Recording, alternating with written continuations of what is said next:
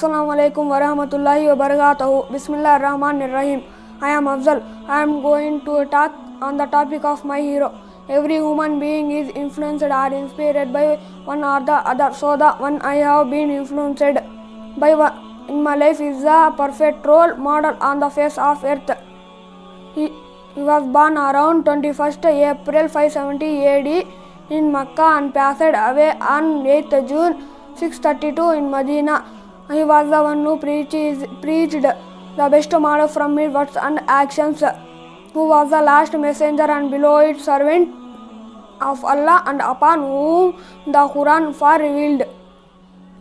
The one who grew from an ordinary person, the one who bears the burden and helps others, stops the oppressors and supports the weak, on whom Allah bestows mercy, and on whom the angels send blessings, the bearer of glad tidings to the whole universe, the one who saves us from hell and leads to the path of Jannah, the one who walks to the straight path and guides all to the same, whose obedience is obedience to Allah, whose disobedience is disobedience to Allah, whose happiness is the pleasure of Allah, whose displeasure is the displeasure of Allah.